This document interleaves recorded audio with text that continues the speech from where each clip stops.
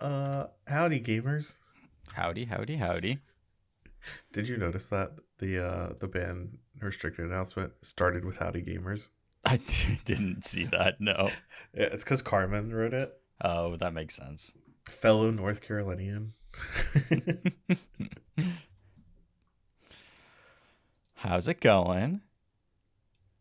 I'm doing good, though, very wet from the stupid thunderstorm. Well, yeah, the weather this has been basically a horrible summer for weather. It's either 95 degrees or it's downpouring thunderstorm. Downpour. And you don't exactly know when it's gonna start or stop. Yeah. And some days it's kind of both. It's a mess. Oh no, my show notes are all out of order. I know I made some. Where are they? I started this last week before the banning stuff. There's a lot of lore on this page. There's a lot of lore I like in this set. And then at the bottom is like topic 2, which we should probably talk about first. I mean, I'm down for whatever. We can dive into the lore if you want to. I like the lore of the set, except the narrative is really, really, really, really, really, really bad. Well, you can't have it all.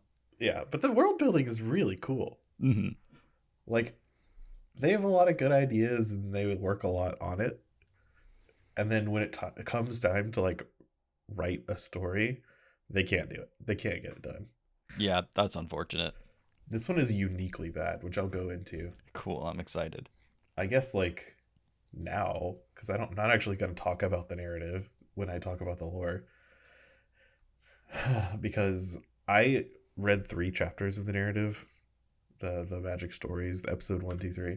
And that was all you could do? I couldn't do it. There's 7, I think, right now, 8 maybe. Mm-hmm. And today I clicked on the link of the latest one, scrolled past it to see if it had the problems I'm about to explain, and it didn't. So that's kind of wild, but I still didn't read it. I've said it before. Yeah. I'll say it again.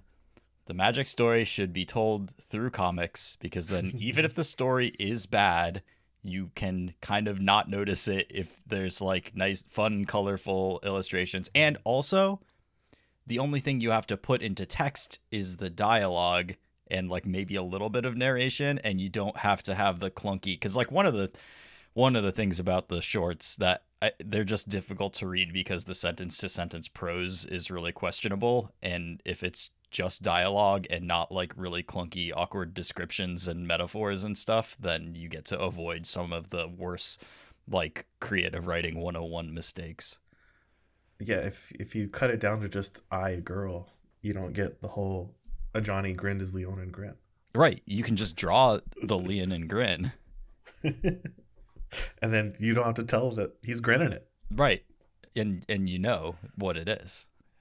I believe this is the perfect solution, and I don't know why nobody listens to me about this kind of stuff.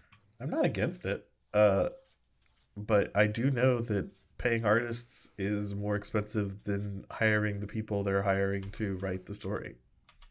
Yes, you have to pay more for a better product. Yeah, and Wizards is not gonna do that. Boy, people just aren't into the magic story. I guess we have no choice but to do Final Fantasy and Marvel instead. There's no way we could have avoided this. There's just no way. There's just no way. So here's the problem with the narrative of this set. The world building, great. I'll go into that later. But the actual narrative is a choose your own adventure story, but in the worst way possible. Because it's a magic story. It's not really a choose your own adventure, but it's structured like it. There's paragraphs, and at the end of each paragraph, there's a hyperlink between 2 choices. And at first, I didn't even know what it was, because I'm reading a story that I expect to be linear. Uh-huh. And at the end of the section is 2 basically nonsense. I'm like, what? It's written. The first chapter is written like a computer file, describing things, and at the end of it is 2 options, and I'm like, I didn't realize that they're options at the time. They're just lines of text, but they're orange. And I'm like, what? So of course I just read them and scrolled past it, because it's not, the page didn't stop there. Because the choose your own, it was on it was multiple parts of the choose your own adventure story on the same page. It That is wasn't like, correct. The page didn't stop there. It wasn't like I'm at the end of the page and there's two options here, so and I'm they gonna didn't hover even. over them and they're hyperlinks, and it's clear I have to click on one. It was literally I got to the end of a section. There's two lines of text which I don't realize are hyperlinks because I don't hover over them, and then right after them is a new paragraph, a new section. So I didn't even realize at first it was a choose your own adventure thing.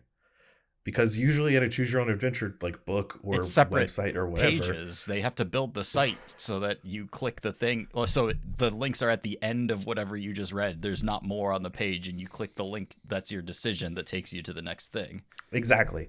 And if you're just reading it from the page to the end of the page, it's so confusing if you do not realize the choose your own adventure type deal. Because I start reading one section, then I ignore the choices. I don't realize they're choices because this is a website and it keeps going. And then I just read the next section and I'm like, okay, yeah, continuance of the story. And then I read the next section and it's like completely different. I'm like, wait, what did I just read? And then I scroll back up and I read it again. I scroll back down and read that again because I still don't realize this is a stupid choose your own adventure website. And then I'm like, I really don't understand what's going on here, but I'm just gonna read the whole thing because I've already started.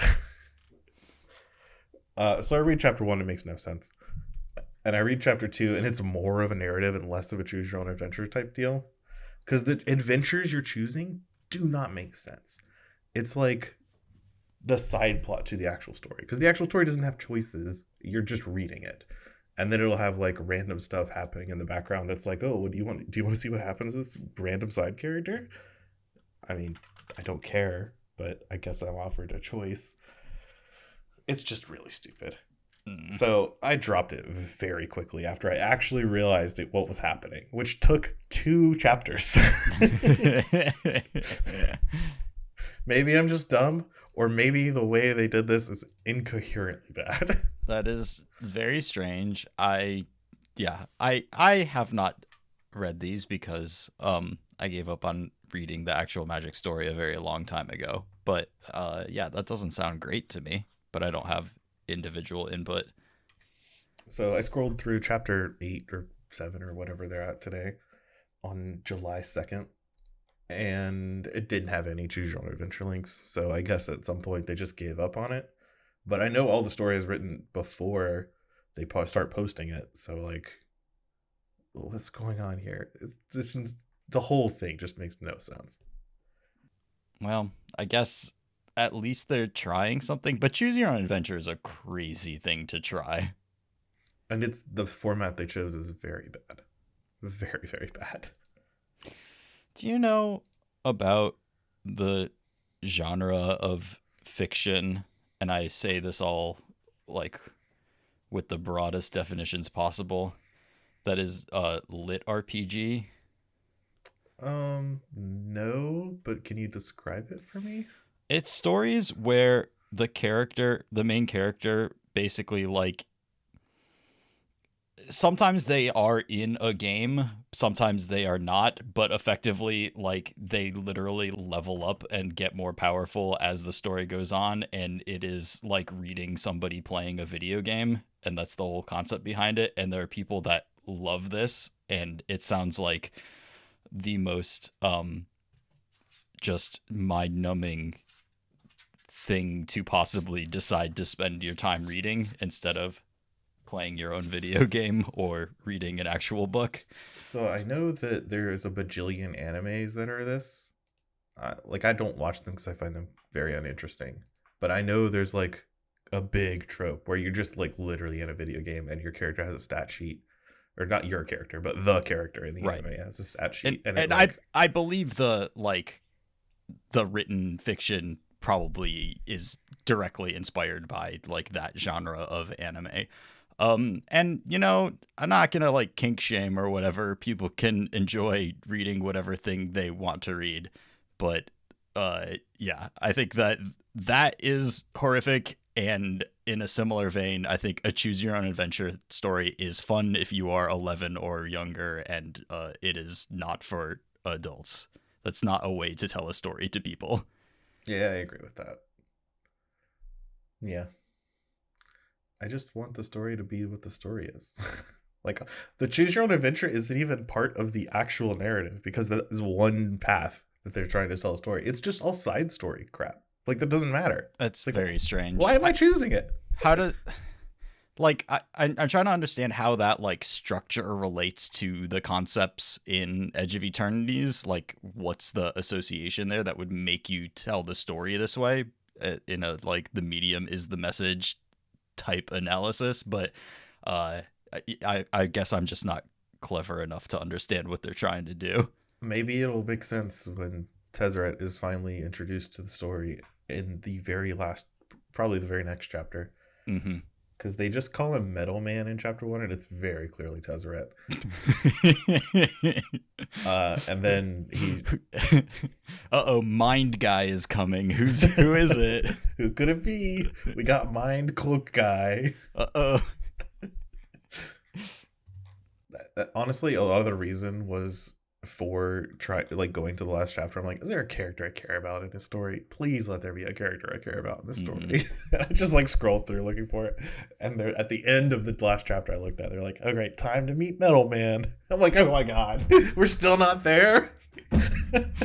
I am curious about like how Tezzeret is doing. I feel like he'd be pretty adrift after, what's his whole deal at this point. When was the last time we saw him? What was this whole deal? I'm just typing in Tezzeret. Well, I guess we have seen him since Bolus was defeated, right? But we saw him in the Phyrexian, the Kamigawa, right? That was the last one. Yeah. And then we kind of just haven't seen him outside of a corset. Mm-hmm. After that, man, this guy is not drawn like from card to card. Yeah, he's not super. It's not a coherent, ongoing design. So anyway, I guess he's Metal Man. He's Metal Man. All right. Well, but the world building you do like, is my understanding. Yeah. How much time am I allowed to take? Are we gonna start the episode?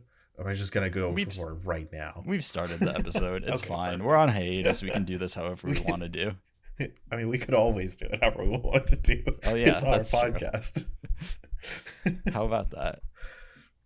Okay, so despite the 8 chapters of narrative plus the side stories being, I didn't give the side stories a shot. They might be fine, but the Planeswalker's Guide article is really good. It is the thing that describes how the plane works. There was one for Duskborn. There's one for a lot of sets, but they're more relevant when we've never been to a setting before. And this one's neat because you kind of have to zoom out about how the multiverse of Magic works. Mm-hmm. So, because I had someone ask this in our local Discord, they're trying to win an argument. They're like, Lee, what's the lore? How do Magic planes work?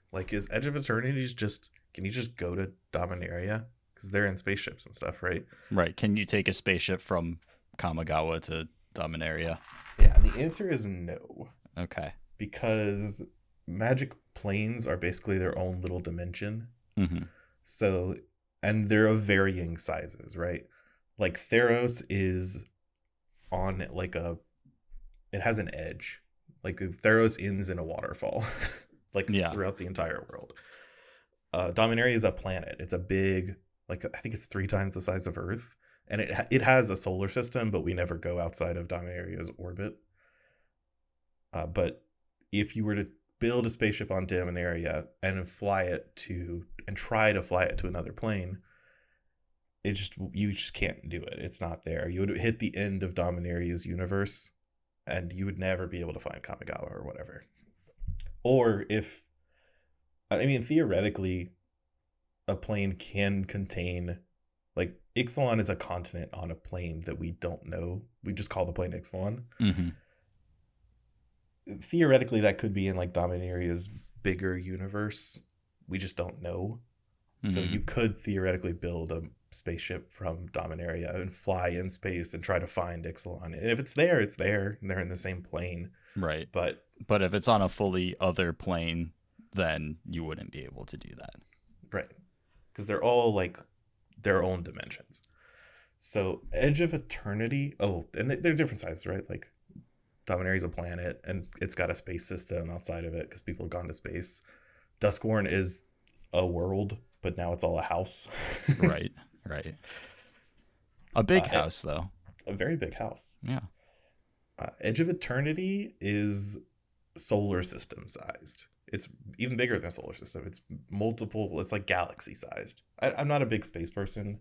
There's a lot I don't know about space as a science, so my knowledge is like very limited. Though I know a lot of people go really hyper into it.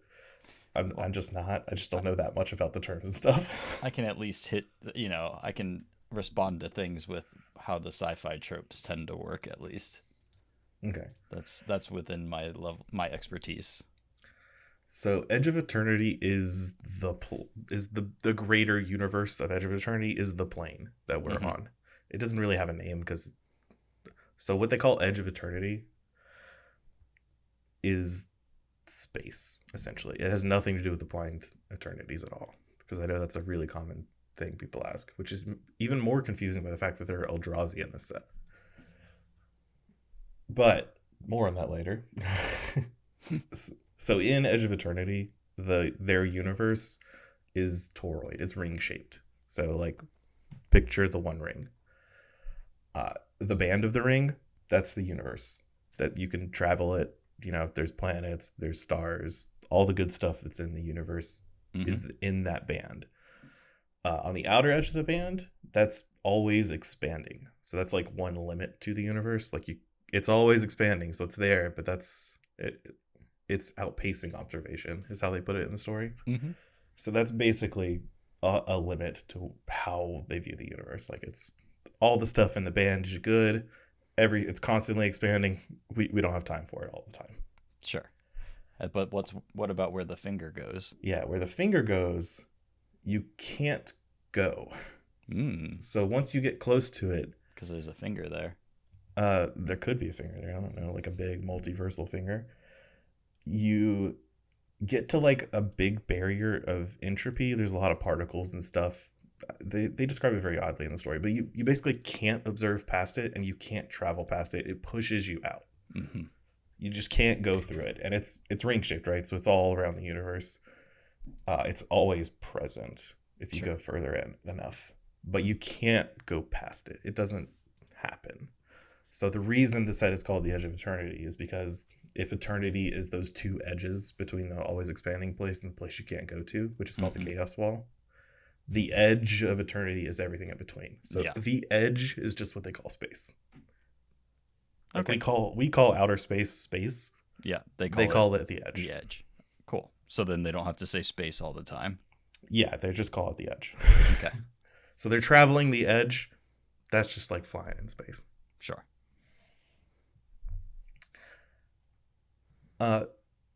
There's a organization in this universe in the edge called Starfleet. Pinnacle. No, not Starfleet. Pinnacle sounds a lot like Starfleet. Well, it's because they think they probably want to get the sci-fi people, but they don't want to call it the exact same thing. So anyway, they fly around in the Voyager. No, I'm just kidding. But Pinnacle's just like a bureaucratic organization that is semi philanthropic. I'm not saying that word right, but it's like, thank you. Yeah.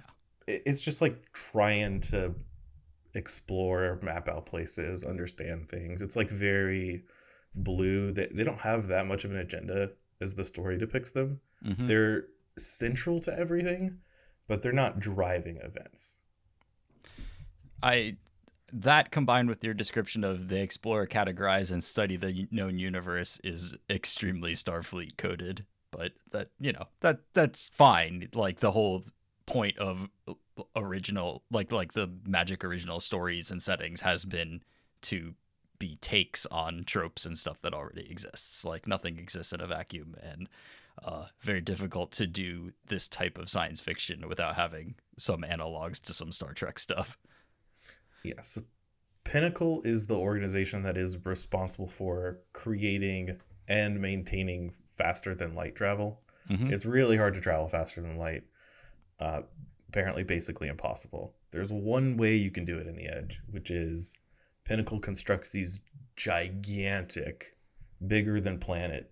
They're called like Eternity columns. It's basically a giant space station that allow you to travel between Eternity columns faster than light. So you can, it's like fast travel in a video game is how I pictured it. Yeah, this is Mass Effect. This is or you know, basically you're building wormhole like entrances and exits. Yeah, and you just slingshot between them. Yeah. You can't do this without a spaceship. You can't do this without Eternity columns. Even if you have the like engine that allows you to go light speed, there's no way to do light speed without the aid of these waypoints. Gotcha. And you can only go from one waypoint to another waypoint. Right. Gotcha. So when Pinnacle's trying to set up like their outreach and their space programs, they always erect a column to basically serve as a hub of travel for that area. So do they have to like sublight travel to the next place that they want to build an Eternity column? Yes and no. So the reason they can do this is because they have a deal with a very, very, very old alien species called the Drix. Mm-hmm. I guess it's just a species called the Drix. The Drix are very solitary. They're not very social.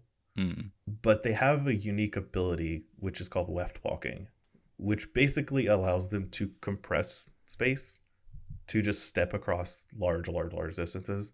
And this is how faster than light traveling is derived. Like there's an agreement between this race and Pinnacle that the Drix showed them how to like use this in technology. Mm-hmm. And that's what the space columns come from. So the Drix help them out in building these things. And I assume if they want to set up shop somewhere, the Drix can go wherever they want. Like they're not constrained by the same points. That makes sense. So like that's one thing that universes that get around faster than light, you know, the physical restriction that nothing can go faster than light by wormholes. And especially ones that have these like constructed wormholes. The problem is if I want to go build a wormhole in the next galaxy over, it will take me 1,000,000 years to get to the next galaxy over. So it doesn't do me a lot of good that I can build a wormhole exit when I'm there.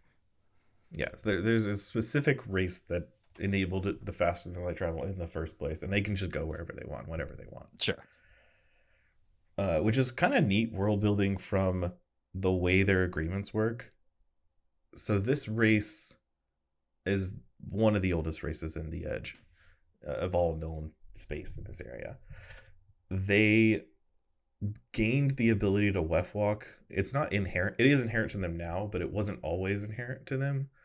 They did some genetic manipulation a long time ago using some super cool artifacts that they keep very hidden.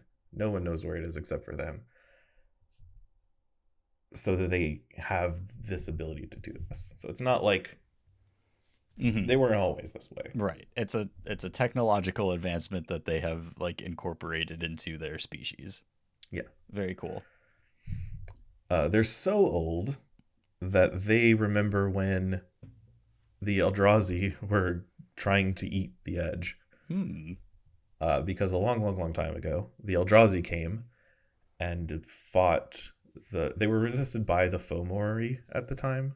Mm-hmm. Fomori are a giant race, which we do not know where their home plane is. That's Loot is a Fomori, a baby Fomori. All we really know about the Fomori is that they're a giant species, like species of giants.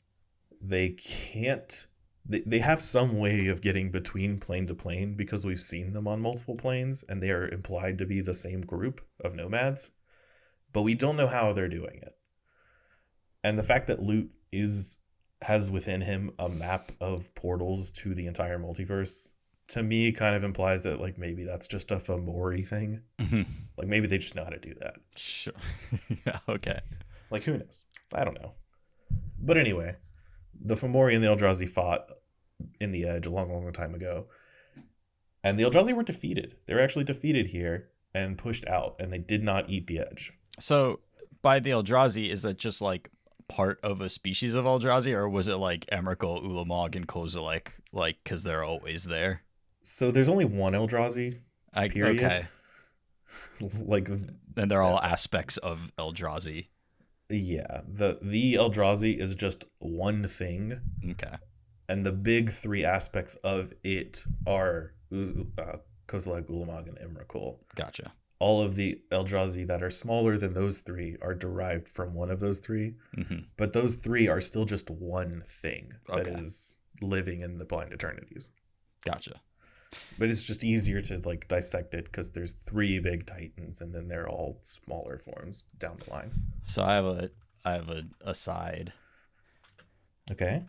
So in Path of Exile, there are breach monsters, and they're when you're running around a map and you see this like weird red and purple hand sticking up out of the ground, and if you touch it, it opens up this portal, and these monsters come out, and it's a very dense monster fighting experience. And there are several different bosses, each one kind of associated with a different one of the like elemental damage types in the game. But then once you get to PoE 2, they have simplified it a little bit mechanically, so you only have one boss to fight, but the story is that really all along they were like aspects of one thing, and so you fight one big boss that's like a combination of all the bosses from the previous game, and that boss is named Zesht We That Are One, and it's a very satisfying little, you played a bunch of PoE 1, you killed these breach bosses a whole bunch of times, and you like kind of got to know them, and then you fight this like unholy amalgamation of all their different abilities, and it feels really cool. So that's just a little similarity. But yeah, Eldrazi are cool. I'm down to have Eldrazi as part of the ancient backstory of the space plane. Yeah, for what it's worth, I really like the Eldrazi as like a magic threat. Mm-hmm. And I really like the first iteration. So mechanically in the game of Eldrazi, I really like Eldrazi Spawn, and I like Titans. Mm-hmm. And I don't like anything in between. Like a mid-range Eldrazi, like Thought-Knot-Seer, Reality Shaper, right, or Matter Shaper or whatever. Those are just like, I don't care about those. Those don't feel like Eldrazi right. to me. If it doesn't have Annihilator on it, what are we even doing? I want the little guys that make you play the big guys. Mm-hmm. And then that, to me, that is the Eldrazi experience. Yeah. Like Nest Invader is fine. Yeah, Nest Invader is fine. It's a little guy that makes the little guy let you play the big guy. Yeah. Matter Shaper, that's just a medium guy. Well, we got a lot of hate in our hearts for Matter Reshaper as it is. I mean, you could do it with Thought-Knot-Seer too. Thought-Knot-Seer also just a medium guy. Reality Smasher, though, I have a soft spot just because there was like a long time where playing weird Charging Monster Sword was like, damn, that thing's killing me. What the hell is going on? Charging Monster Sword. That card's messed up. Charging Monster Sword got hands. Yep. And then it's like it gets targeted by like an Oblivion Ring one day, and you don't have to discard your card. And you're like, oh hell yeah, I'm crushing this guy. Well, yeah, I guess Leyline Binding came around long after Reality Smasher was not being cast anymore. Yeah. Anyway, the Eldrazi repelled from the plane in some way. I don't really know how. This is ancient history. This part of the story is only mentioned in like a paragraph of the huge document that is the Planeswalker's Guide. The Drix allied with the Fomori. The Fomori have disappeared from this plane, like they have with all other planes. We do not know where they went. But the Drix, the reason they have this agreement with Pinnacle is kind of twofold. Because they have this agreement with the Interstellar Travel Company, basically, they're in charge of the entire Chaos Wall, which is the area you can't go through or look past. Mm-hmm. And occasionally, stuff will come out of the Chaos Wall into the plane. And this stuff is usually Eldrazi related, like matter from Eldrazi or energy from Eldrazi or something. And it needs to be like cleaned up and dealt with. Okay, so we're starting to like get hints at like where the Eldrazi come from originally. Something going on here. Well, we know they originally come from the Blind Eternities, but for me, it's like maybe this was like one of the first places the Eldrazi incurred, because the way this plane is shaped is so easy. It's like it's not a sphere inside a bubble; it's like a ring inside a bubble. So I assume the Blind Eternities is the part that no one from the plane can go through. And the Eldrazi, it's really easy to just be like, oh, just reach a hand in this thing that's already here and, surround it. Yeah. Yeah, just like one one like tendril of the blind Eternities like shoves its way through this plane, and that's the finger, and so the Eldrazi kind of like can seep into that world through it. This is the coolest part of the Edge of Eternity story to me, but it is not what the set is about at all. It's just like happening in the background. Okay. Like the Eldrazi stuff, again, it's just a paragraph. There's like a billion factions and stuff. I will go through in a little bit, but like the core of the importance to the plane to me is the Drix, the Fomori, and the Eldrazi. Like that's what matters in the term of the greater Magic story. And having like maybe an origin point for the Eldrazi or some point of reference to the distance past regarding them is really neat, because before now we've only known that there's like two groups of planeswalkers who have ever done anything to the Eldrazi, which is Ugin's group, who sealed them up, did not defeat them, and then Chandra's group, which hit two of the Titans and then couldn't beat Emrakul. So we had to put him in the moon. She put herself in the moon, actually. She decided that it was time to not be in the moon, and so she took over everyone's mind and put herself in the moon. Take notes, everybody. That's storytelling right there. Yeah.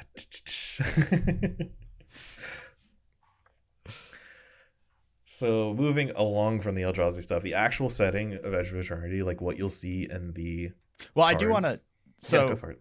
I think that is a really cool backdrop.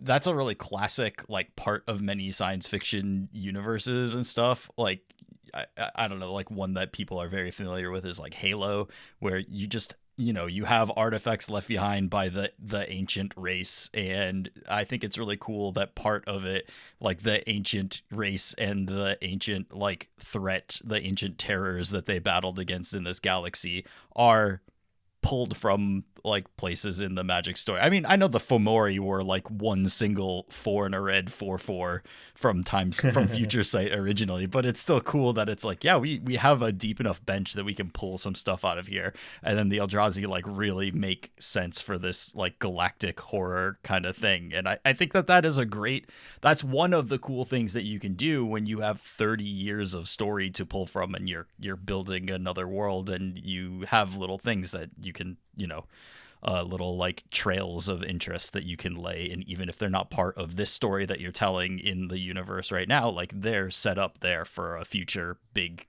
you know, next time we have to fight the Eldrazi, like this is gonna matter, and we know that, and that's cool. Yeah, it makes it more like interesting to the greater Magic narrative, even beyond like what you see on the cards, because well, Eldrazi are kind of like a Magic original, and that's objectively cool. Yeah. But the Phyrexians are number 1 and the Eldrazi are number 2 on like the coolest, like I like these things that Magic has made. Yeah. And so the story from Wilds Eldraine to now has been basically about loot, essentially. Basically about nothing, if we're being real. Yeah. There's like some intrigue in the background, but now Loot has like some sort of importance because he's part of this race that actually won against the Eldrazi, which is very rare. So like maybe we can just kill Jace, and that would be nice. This actually feels like information that would have helped make the previous stories feel like they matter more.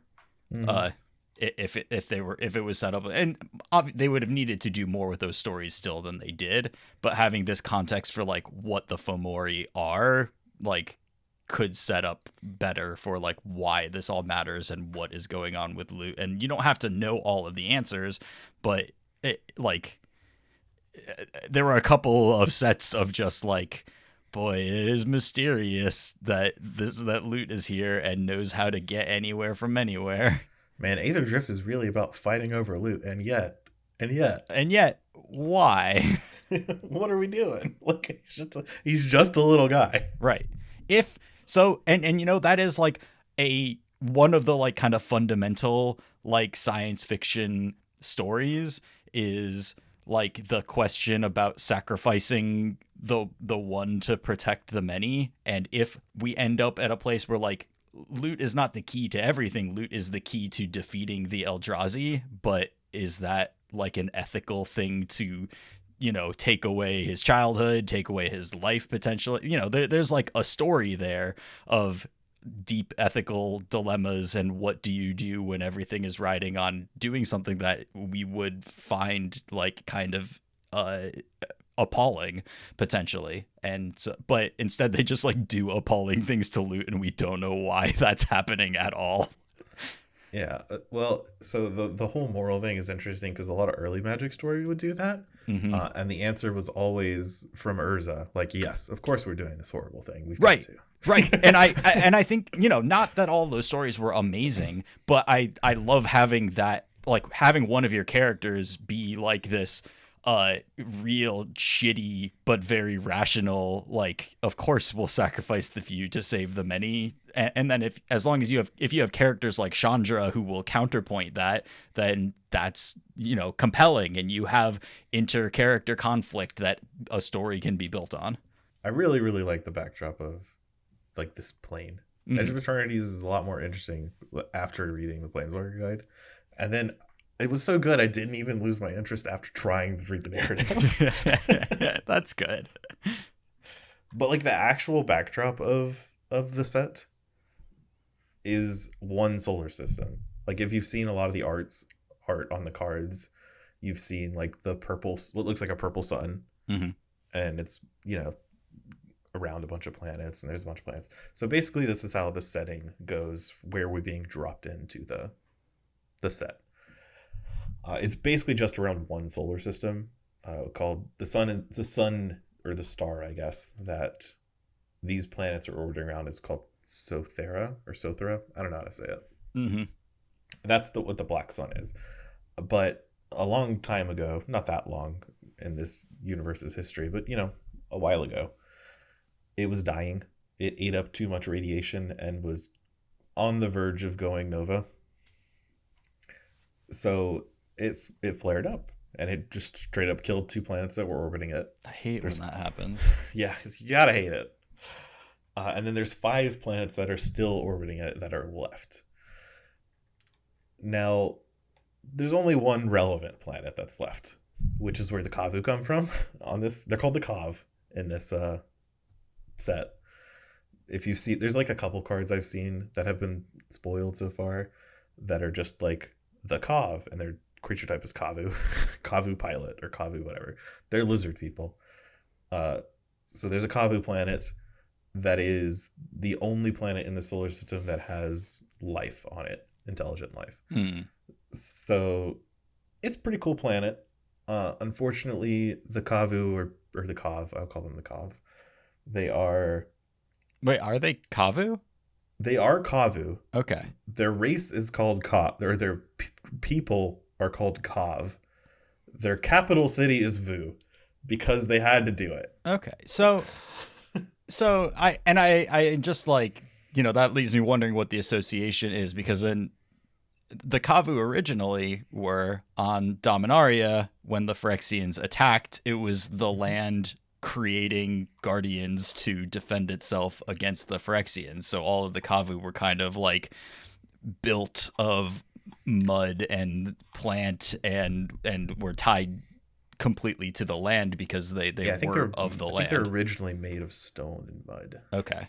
So I wonder exactly what the association is here, because that was like an intrinsic aspect of Dominaria was its ability to defend itself against invasion by manifesting the Kavu. So that's interesting to see them pop up somewhere else. I think it's more of this is a magic creature type, and we're going to use it on a different plane. Kind of like how Slivers showed up. Yeah. I was going to go with Vidalcan, because Slivers are all from one place. As far as I know, Slivers are just from Wrath. Okay. I figured the people looking Slivers were from a different place, but I didn't. The core set ones. I don't know where the core set Slivers came from at all. I don't know anything about They're just so different looking in a like very much less exciting way. It could be like a Chandelar thing. I don't know. I would have to look into it, and I don't want to. Yeah. So the Kavu, the Kav, have this planet. They are intelligent and they're using their planet and they are finally getting starborn. They can finally start going into space. Sublight travel, obviously. But they're mining the heck out of their planet. They're doing a speed run of how quickly they can exploit this planet. They're doing a Mines of Moria. Especially when they finally get up into space and they notice their sun is not doing so hot. Their star, their Sothera, it's dying. So they need to find a new planet within the next, however many hundreds of years. So they go harder into this planet and they just kind of tear it in half. So now when you look at the card art of this planet, it's basically in two halves. There's like a chunk of the planet that is just falling into space, and the other chunk is somewhat intact. Mm-hmm. And this is the part that people are trying to live on. But mostly the whole purpose of the COV is they're trying to find a new planet because their solar system is not going to be supported in life for much longer. And they've destroyed most of their current planet. Yep. So that brings us to the other planets that are kind of around, because maybe they can use resources from the other planets in their solar system, which do not have life on them, to just find a new one, right? So we've got a Nuki, which is a basic ass planet. That's actually kind of what the story says. Like the Kavlo there, it's just got basic ass minerals. There's nothing cool here. I guess we can use it, but we're not really going to bother. But it is really spooky. I mean, it sounds useful to them. Like, the star is going to last longer than their planet is at this point. So I feel like a secondary planet in the solar system is like extremely, to me, it would be extremely we'll useful. come back to that because there's 3 other planets I haven't introduced yet, and one of them is more appealing. Okay. But this one is the closest one to their sun. Mm-hmm. It's spooky. It's got real bad vibes. Okay. There's lots of rocks in unnatural patterns and some labyrinths and stuff. Okay, yeah. If it's haunted, you don't want to move in. I get it. Clearly, an ancient civilization lived here at some point and either left or died off. They're just not there anymore. The planet's empty. Sure. Real spooky. There's a twin planet to the Kov planet, which is Avindo. Unfortunately, it's the same size. It co-orbits the sun in like the same path, but unfortunately, it's frozen. Mm-hmm. It's just completely frozen over. It's not good to anyone. Well, yeah, that's tough. But because the Kov destroyed their planet, some chunks of their planet fell out into the edge and was hit. They hit the twin planet. They hit Avindo, starting some chain reaction which started melting the ice. And it turns out it's like mostly a jungle underneath, which is good. It's a good place. Well, but also, wait, hold on. Yeah, like an ongoing jungle. Like there's stuff living under the ice. So there is a species living under the ice that are not native to that planet called the Eumedians. They're bug people, but they're very friendly bug people.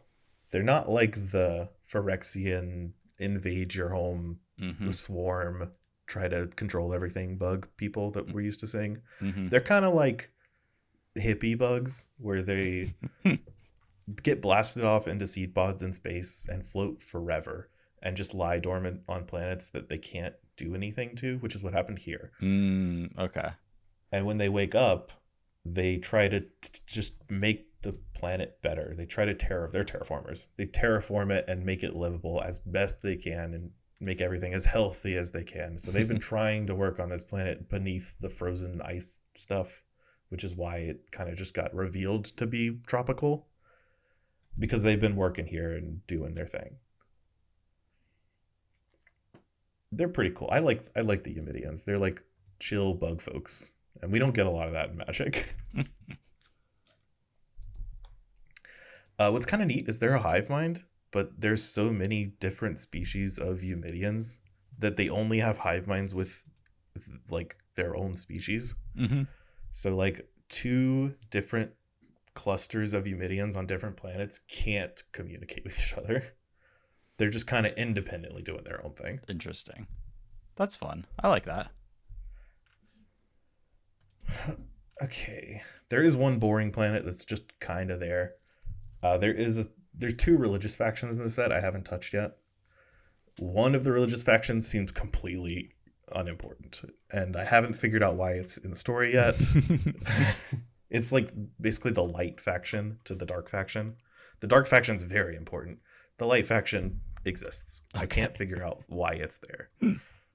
But they kind of settle on this planet when people start coming into the universe or to the solar system.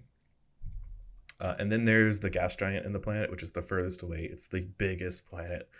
It's got crazy amounts of resources and stuff, but it's really hard to work with because it's a gas giant. When Pinnacle comes, they have these jellyfish folk, like species that they've picked up that are really into science, and they kind of set up shop here and start trying to work with the planet. So one of the things Pinnacle does, one of their agreements with the Drix is when they get notice that a system is dying, like the star is dying and the people here will also die. One thing they're supposed to do is go to that system, set up a column, and then do a bunch of work to make sure everyone is evacuated and recover what we can, use what resources we can, all that stuff, right? So there's a lot of doing good deeds kind of associated with this. The Drix have a reason for this. It's because once everyone is evacuated, they come to the system personally and will also examine it for art. They're looking for artifacts. I'm not really told what these are. I presume it has something to do with their duty at the Chaos Wall. Not really sure. But that's why they are making sure they go to every star before it collapses. Well, we know that they are not the ones who defeated the Eldrazi, so they're probably like kind of worried about their responsibility in some way at least. Yeah, probably. So Pinnacle comes up, sets a column here. That's why all these people are coming into this new solar system. And one of the people they get is the other religious faction called the Monoists, who believe in just some crazy stuff. Like their religious stuff wasn't the clearest to me, but their whole thing focuses around dying stars and making sure that their savior, who they call the Falling One, they know that the Falling One is going to be in a dying star. They just have to find which one. So they go to these systems and they start collapsing the stars into super voids. I don't know if that's a space thing. Again, I'm not super knowledgeable in space, but I know what it says in the Magic story. So what happens is they go to the star, they do their magic stuff, and they collapse the star into a super void. So that's why it looks like a purple sun. The black part is just void. You can't, it's super dense, like kind of like a black hole basically. And then the ring of light around it that's purple was what the star used to be. So it sounds like that's just their terminology for a black hole. Okay, cool. I wasn't sure. I just was using the words that was in the story. Which is tough, though, because if your sun gets turned into a black hole, you no longer are getting any energy out of the sun. So that's what they thought of this in the story. That's good. And the light that you see depicted in the art, the like purple ring around the black hole, it's called a corona, and it is giving off not as much as it was previously, but still enough light and radiation and all the good stuff to keep some of the planets alive. Okay. Mostly the closest ones. This seems like something that needs to be like mana and magic related rather than like purely physics related. I'm sure it's mostly mana and magic related. Gotcha. But I don't. Yeah, no, that works as long like that's a perfectly valid like in this universe we know there is magic and we know that there is mana and that's not going to follow all of the physical laws of black holes, and so here we've got an explanation. You want like it's difficult in a hard science galaxy to be like, yes, this solar system has a black hole at the center because that. Okay, every planet is an ice planet. That's not very interesting. So this is a nice way of being able to do something that, requires something outside of our physics in order to make it work. Also, interestingly, the Monoists who killed the star or saved it, in their view. That's a tough sell. You turn my sun into a black hole, I'm going to be pretty peeved.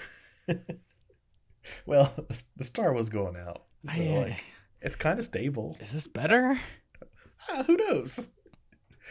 But they set up shop on the spooky planet because they see all of the labyrinths and the lines, and they like order a ton. Mm-hmm. So they're like, "Oh man, this is like the This holy is planet. hot. We I love found this. it. This has to be where our savior is. This dying star on this spooky ass planet. This is for us. Like we know that we're about to go into the end times here."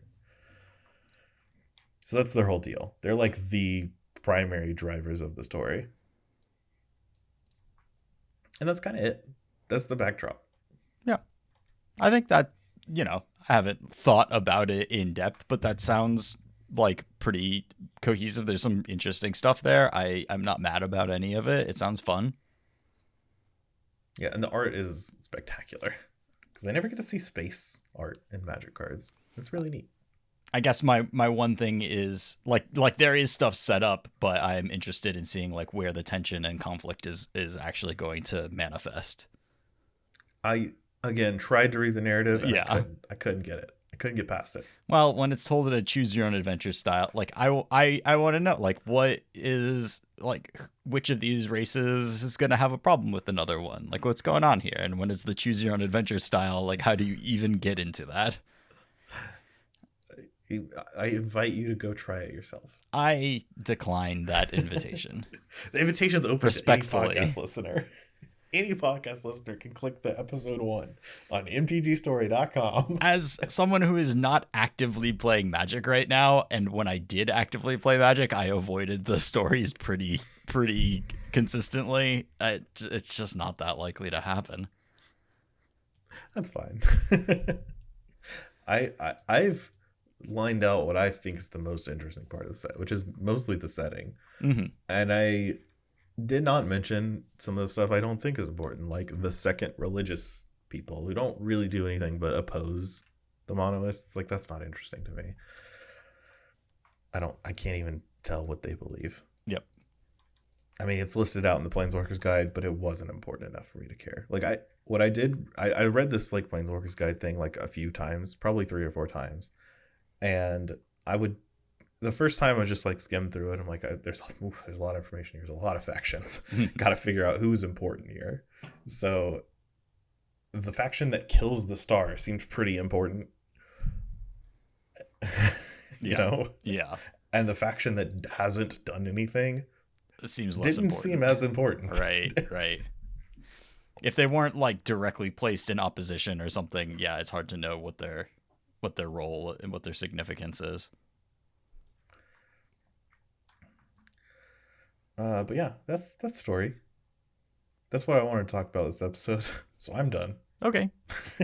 Well, that sounds fun. I wish they were telling a better story in that setting, but it does, ideally, the most important thing in Magic story is to create an interesting world that allows for the creation of cool cards, and then you try to like tell little mini stories on the cards, and then that is a great product in and of itself and doesn't need like a specific narrative to go along with it. It just has to capture your imagination, and then you kind of tell your own stories with the cards by playing the game in a way.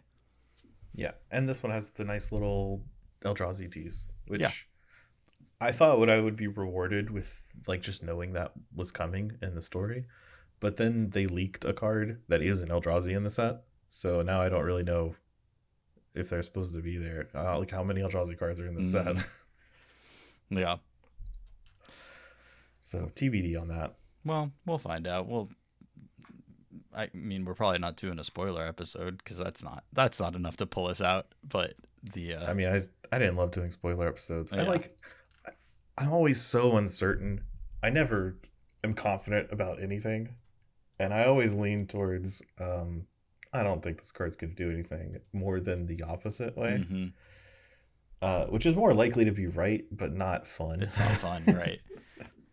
Yeah, I try to like walk that line. I feel like I do feel like we've done a pretty good job of getting excited about the cards that ended up being quite good. So I don't know. I feel like we're more sober than the YouTubers, and we allow ourselves to get excited about more things than some of the more jaded card looker adders out there. Yeah. Man, I remember when Pro Points podcast was going on, and listening to some of the spoiler episodes there was hard. Yeah, because because no card was playable. well, I distinctly remember Sam Black being so excited about Uro, and no one else really giving it that much time of day. Okay, Sam Black is probably the greatest mind of our time at predicting cards that would be extremely good that nobody else even understands how they work. Yeah, and he was right. I mean, Yeah. clearly, but at the time, he was in the minority, a very clear minority. So like, I couldn't hold it against him. But at the same time, like when I was listening at the time, I'm like, I don't know, they're not really engaging with Sam. Right. He seems to care a lot. Yeah, that's tough when somebody kind of gets more into it than everybody else. Sam also notably was the only person trying to stop companions from happening, but it was too late when he was working at WotC. So, you know, my undying love and respect to him for trying to fight that battle. Shout out to Sam Black. Let's do Magic news. There's technically bannings that happened, like a lot of them. So many of them, yeah. Like all of the best cards in Standard are banned. Yeah, all of the best cards, and this town ain't big enough. Well, after Corey Steelcutter, Abuelo's Awakening, Monster's Rage, Heartfire Hero, Up the Beanstalk, and then Hopeless Nightmare, This Town Ain't Big Enough, all banned. Yeah, I mean, if you ban the first 5 cards on that list and then leave like This Town Ain't Big Enough, Hopeless Nightmare in, that's like a huge, like you're clearly setting up what the best deck is going to be. So, you know, you would expect us to have like a lot of things to say about this, but I think the main takeaways are like, you had to do something. You had to do something pretty big. This is the ban announcement before rotation, and this is exactly what we hope to see and what they've said that they would do, right? Is like treat it like rotation basically. And although you're not taking out all of the cards that didn't really see play from the past couple of years of sets, like you get to keep the, you know, these cards that you're like, man, I really hope I can make this work with something one day. But you take out the fables of the Mirror Breaker and the things that would just continue to define the format for too long. Even if they were pretty recently printed, in the case of Corey Steelcutter, a card that if we're going to have Modern Horizon sets, that's the type of card that should be going into them. One of the things they said, I watched the ban announcement stream today, just to have as much information as possible, because I love learning things. That stream was an hour and 7 minutes long. Actually, it was an hour and 3 minutes long, and I learned very little in it. But that's disappointing. I can tell you that Corey Steelcutter was a card they said they would ban at the first available ban announcement, and they would not wait for rotation, the rotation window that they like to ban standard cards in, because it was that dominant. Yeah. Which is nice to hear, and it also is different than what they said 3 months ago when they said their line for a card being over the top was 50% of the field. Yeah. I guess the announcement where they like plan to normally ban a bunch of cards is like is the one after rotation. Is that what the system it's right is? before. So this is the correct time for them. Okay. Like this would be the rotation window for them. Okay. But Corey Steelcutter is the card on this list that would have been banned no matter what. Gotcha. So 3 months from now, and Corey Steelcutter was printed, you know, right after. Like if Corey Steelcutter is printed in Edge of Eternities, for example, and then 3 months later you have your ban announcement, it would have been. They're saying this is good enough that we would have gotten rid of it there too. Yeah. As soon as it is that dominant and that warping, they said they would have just banned it. Yeah. And not waited for like a rotation window. Yep. I think that is right. That card is not containable in Standard. Yeah. I want to talk about the bans as a whole kind of first, and then some of the things they said on the article, and then some of the other formats. So I think everyone just likes these bans, just generally. Everyone knew Standard was really bad. Yeah. Or at least very, very the same. Yeah. Like extremely stale. Yes. So something needed to happen to it. And this is a huge swing and a pretty good one, I think, at least in terms of shaking up the format. Like it's definitely shaking up the format. Uh, Personally, I am still kind of waiting for standard to be good because I'm not saying it's bad right now or anything. I don't know. I haven't. There's been 2 challenges or whatever since the bannings, Right. and It's impossible to know, and this is no guarantee that it will become good. Yeah, my main thing is that I haven't really enjoyed standard since the last rotation, right? So that's not an indictment of these specific cards because not all of them had existed, when I was preparing for the Magic Spotlight in Atlanta, right? Like I wasn't enjoying the format then, and basically the only cards of these here that was seeing play was Heartfire Hero. Like that was before Domain had really solidified its grasp, or maybe it was waning. I don't remember, but it was not really a part of me testing for Atlanta. I know that. Right. So like at the time I was doing my most standard stuff, I wasn't enjoying it, and most of these cards weren't being played. So I'm kind of just waiting and hoping that I will keep paying attention to standard results because I just do that habitually, and hoping to find a deck that interests me and I would like to play. Because now that they've been Omniscience, that was like my backup option, right? So I'm hoping there will be a neat deck that draws me to it, that encourages me to play standard, because that's kind of what I need to do that. With RCQ season, if it's just a bunch of, I could pull up a challenge and look at deck lists, but if we're doing like Golgari or Carrot Cake stuff or whatever, I'm not super interested in that. I'll probably just sit it out. So I hope it is good, especially with Edge of Eternities being like a little more artifact based. I'm a little excited in that because the artifact birthing pod still exists, and I liked playing with that card. The little bit I did play with it. Yeah.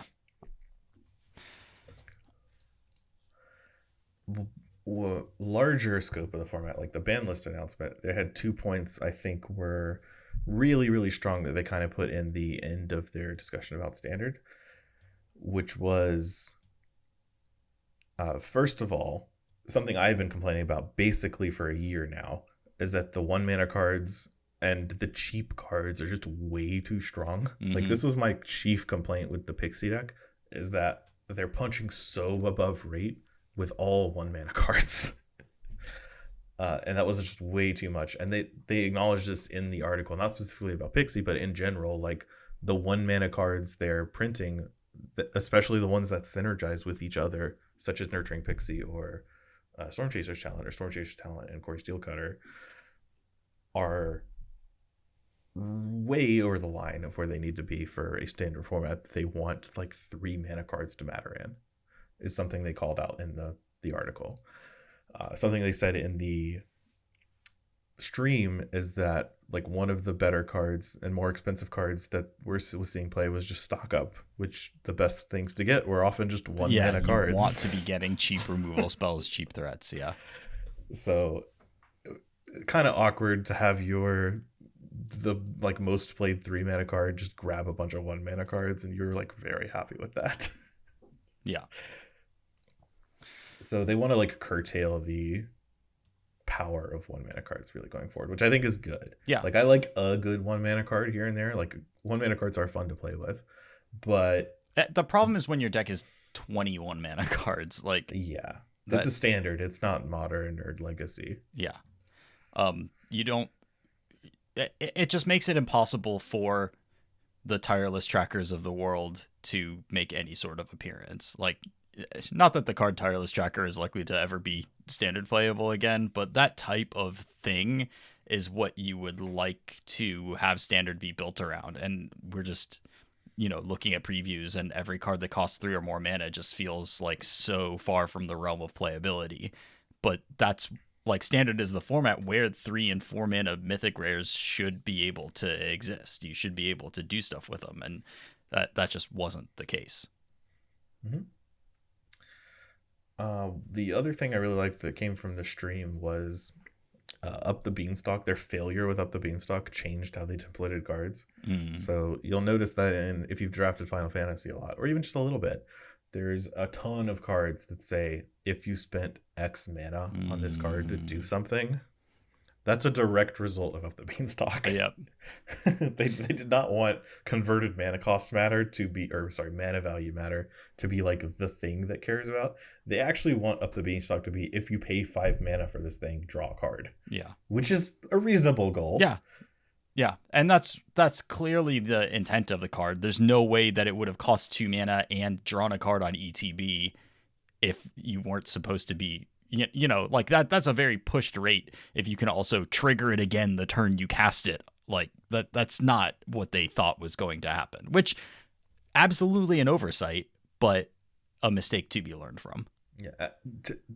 And I think they have learned it, especially since the only time prior to Up the Beanstalk they ever, to my knowledge, ever used that like spending mana terminology was on Memory Deluge, right? And that was a card that had it not because of any reason except it made the templating flashback work cleaner with flashback. Yeah.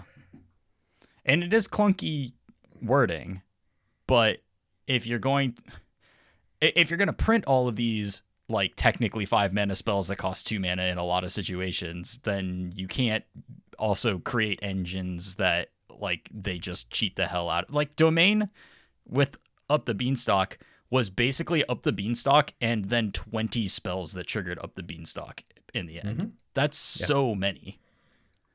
And we know that Edge of Eternities has an evoke-like mechanic where you can cast a card for cheaper. It's called Warp.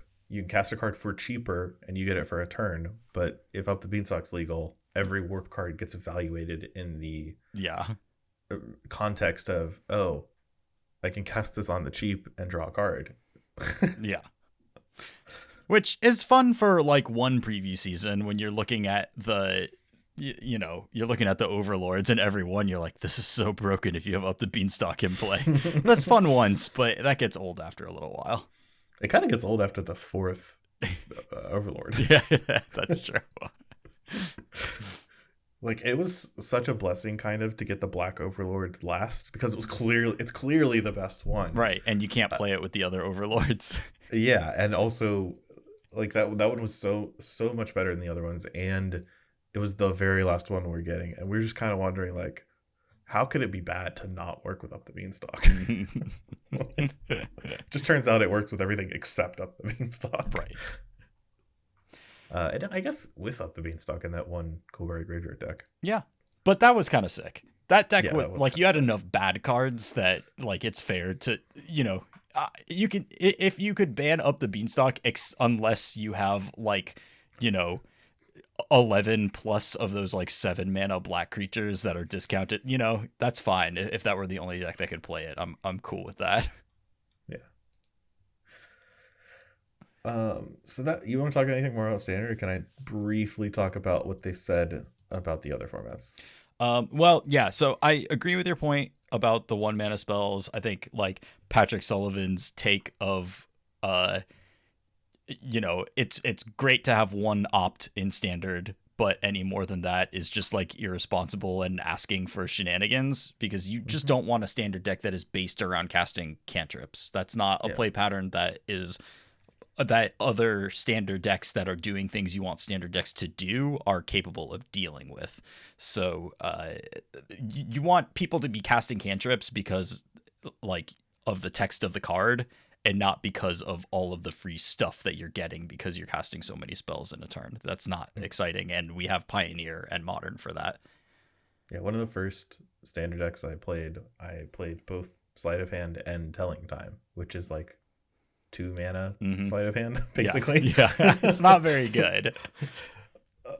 But like, it was a combo deck. You just needed cantrips, so yeah, any one you grab, and when they print really good ones, it just kind of introduces what shenanigans are we getting up to now. Yeah, you want to be, if you're chaining through your deck in Standard, it's got to be clunked up a little bit. Like, you got to be casting an Anticipate or something like that, an Impulse. I guess I want to talk about Legacy real quick, because I don't play Legacy.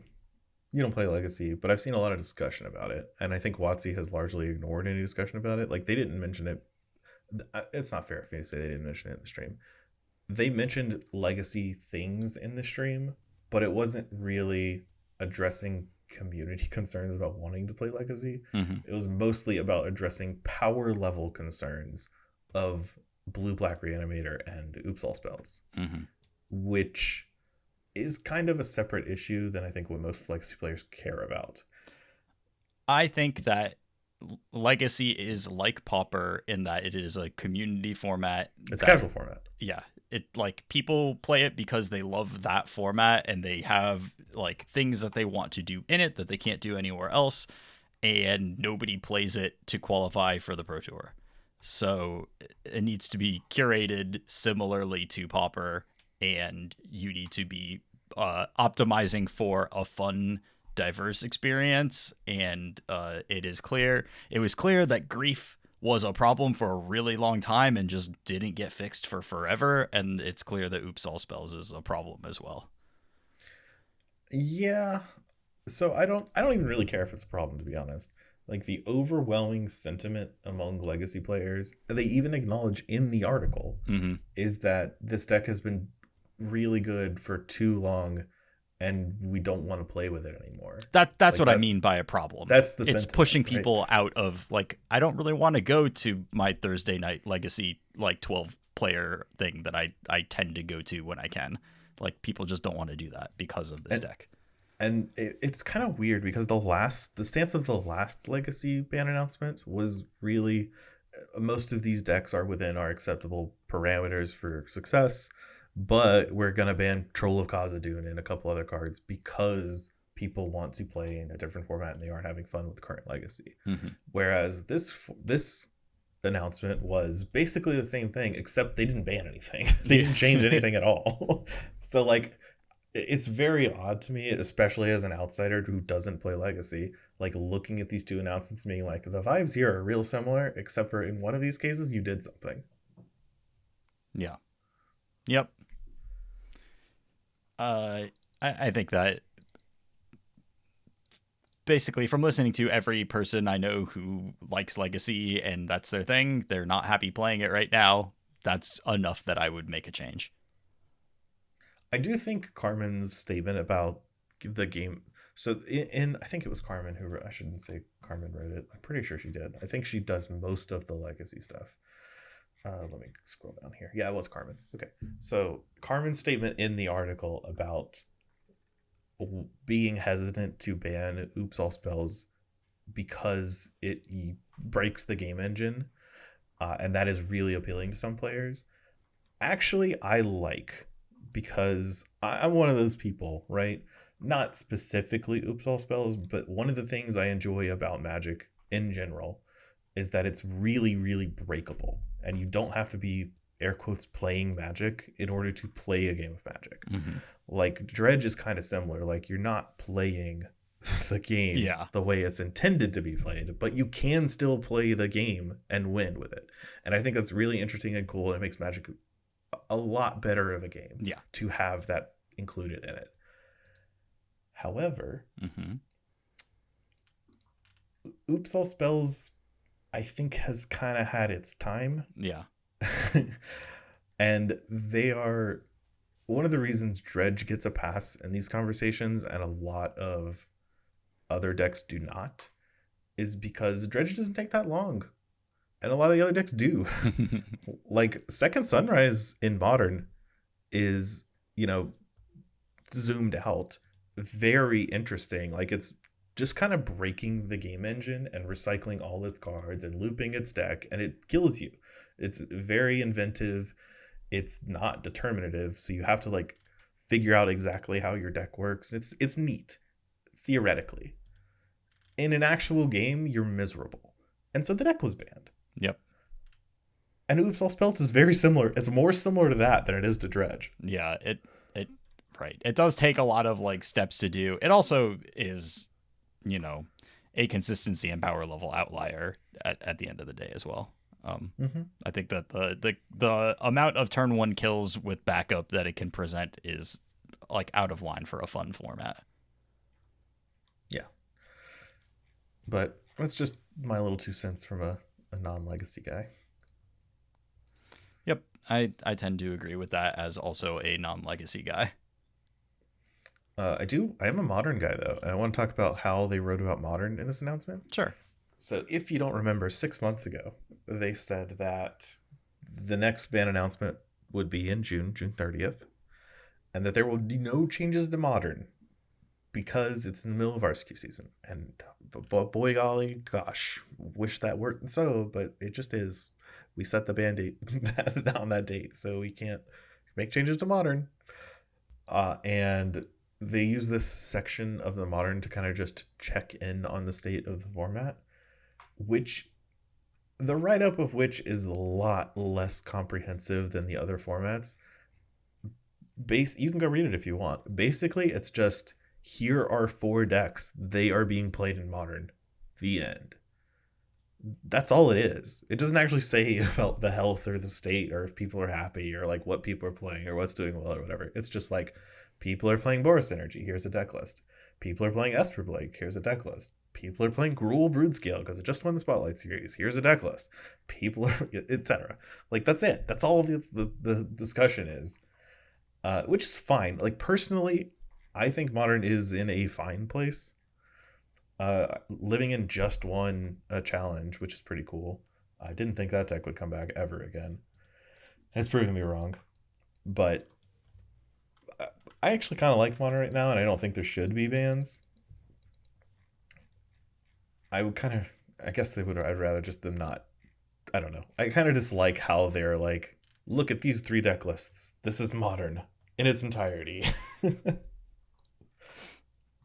Yeah.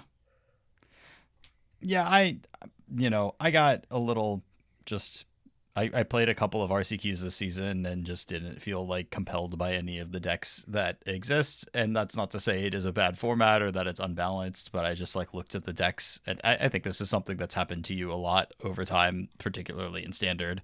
I just looked at the decks and thought, I don't really want to play any of these I'll things. check in next time. Yeah.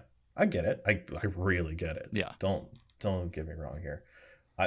Modern I like a lot because there's usually something I would want to play. Like I don't think I've ever had a time in Modern where I haven't found at least one thing I'm happy to play. And part of that is just because I'm very comfortable being a degenerate. Like if Nadu is the best deck, I'm way happy to play Nadu. That sort of thing. And I know maybe 70 or more % of people will be like, I'm gonna sit Nadu season out, or even worse, I think I'll play Boros Energy instead of Nadu. So like there's always a chance for me usually to grab a Modern deck. Mm-hmm. Like I love Brood-Scale right now. It's one of my favorite decks, and I think there's still one of the reasons I'm having fun is that I think there's still like work I can do on these decks, because the mono green Brood-Scale version felt pretty good. Like I like the core. I missed the One Ring, but you do other stuff. Like I remember playing an RCQ with the Ozil Shattered Spire, and that was very cute, and it won me a game, but it didn't like come up a lot. Yeah. But that just shows like I could kind of do whatever with like kind of 8 slots in my deck, and just see what happens. And one of the things with this like red version that's playing Writhing Chrysalis is that you're trying to like have a mid-range plan and be able to ramp into Emrakul kind of at the same time, but in a lot of games of Modern, people are just trying to kill you, and Writhing Chrysalis doesn't do a whole lot because unlike the ramp Eldrazi decks, you can't play it on turn 2. You can't really go like Utopia Sprawl into Eldrazi Temple, play a Writhing Chrysalis, because your deck doesn't play Utopia Sprawl. So it's like a turn 3 plus card, which does limit its effectiveness against more fast decks. I've seen people try to drop colors and play different colors. Like I saw a deck list today that plays black for Sephiroth, and some sideboard cards I thought were bad. But like to me, that's interesting, and it gives me something to like fiddle around with and work on. And Modern is not so unforgiving that I don't have to focus on like I've got to beat Nadu to the exclusion of everything else. Like it just kind of feels like a format where people are playing decks, and I can live with that. Sure. Or Underworld Breach, I guess, to use a more recent example. Man, lots of broken decks this year, huh? It's funny. I feel like Legacy or like Modern went through exactly the same problem like twice in a row of just, one of the best Modern decks of all time beating the crap out of everything into one of the best Modern decks of all time beating the crap out of everything. And Legacy kind of went through the same thing. Like Grief stuck around like 6 months longer than it should have. After it was very clear like nobody was having fun with it. Oops All Spells is sticking around a lot longer than and everybody's pretty tired of this one. Yeah. I hope that we're not getting the run it back with Standard where like all 4 of the decks that we're playing have 20 to 24 1-mana spells in them because they're still really good even though you banned the best ones. Yeah. I don't know. I feel like Final Fantasy was fairly conservative from a standard playable perspective. Honestly, yes. I think it was extremely. I think it was just very low powered. Yeah, I think that is a nice way of saying like these cards are pretty bad. These cards are pretty bad. Yeah. So I'm curious to see if that maintains course with the other $750 a pack releases this year, which I believe are the Spider-Man set and Avatar. Yeah, I mean, similar to Final Fantasy, you don't need to make the Spider-Man cards that good to get people to buy them. There's still a huge level of novelty to them just existing. Yeah. I expect the Avatar set to probably do like even better. Yeah. There's a lot of, mostly because I think there's less media to consume. Like Marvel's everywhere, right? It feels like Avatar, The Last Airbender, getting a Magic set will just bring more people that kind of Marvel wouldn't. There's been multiple Marvel card games. Like, though that didn't stop people from buying the Final Fantasy Magic cards when the Final Fantasy TCG just is currently in print. So, who knows? Well, yeah, I mean, one game is significantly more popular than the other. Yes, I agree. But I've heard countless stories of people just like buying cards as collectibles and not playing them. And you can just do that with a different game if you don't care about playing the game. Like, I don't get it. You can. Yeah.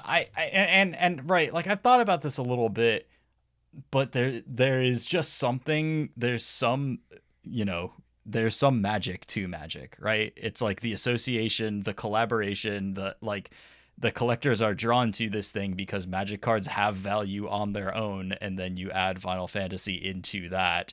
And there's a million TCGs and none of them last except for Magic the Gathering.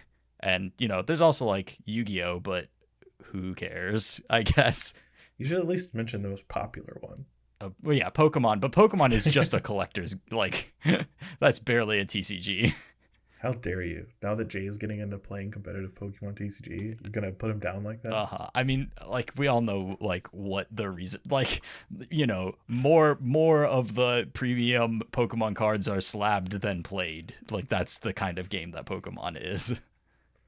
I actually enjoy kind of watching the Pokemon TCG every time they do, like, I think it's their version of Worlds. Because in Pokemon Worlds, it's like all of the Pokemon games at the same time, and you can just kind of flip between them. I mean, Pokemon is cool because ultimately, like, the energy system is, yes, like, clearly very inspired by one land per turn in Magic. But outside of exactly that bit, there's so many card games that are Magic the Gathering with, like, a layer of, like, we fixed Mana Screw. And they... Like, number one, that never improves the game, and number two, like, that's kind of boring. And Pokemon played competitively is a very different type of card game, and it's actually, like, kind of impressive how original it feels. You know what's kind of neat I like about Pokemon TCG as I was playing it, like, a few weekends ago? I realized that you just don't need a pen and paper for that game. Right. It's all tracked. The score yeah. It's just tracked in the board. Yeah. And that's really cool, especially for a game, like, especially geared towards kids at the time it was created. Yeah, it's very smart. Yeah, it was really good. Okay, I'm done podcasting, I guess. Yeah, me too. I don't have anything else. Oh, one thing I was angry about that I have to, like, mention. They brought up Pioneer exactly once in the stream. I wish I had saved the time code, but I was, like, working while I was listening to it. By the way, the Twitch experience of turn off the visual, audio only, listen to it as a podcast, and still getting ads is just crazy. But they mentioned Pioneer once in the context of Is It Phoenix, because one of the things was like, hey, Core Steel Cutter is pretty good in this Phoenix deck. Have you thought about that at all? Yeah. Or banning something from Phoenix because it's been so good for Because so it's long? always the best deck, and we keep tricking ourselves into playing something else for the RC, and then that was wrong.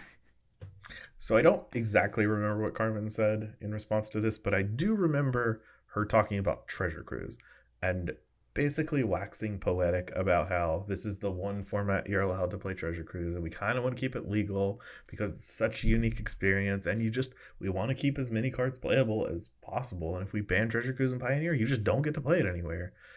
And the whole time she was going through this whole thing, I'm just thinking, this is a card that just draws 3 cards. What are we preserving? Like, Kethis is on the ban list, and that does something cool. Yeah. We can't ban draw 3 cards? Well, what are we talking about? Am I going crazy? Yeah. I mean, I've cast enough Treasure Cruises to be comfortable moving on from casting Treasure Cruises. that just riled me up. I'm glad it was the end of the stream because I don't know how much longer I could have taken it. Okay, I'm done now. I'm tapped out.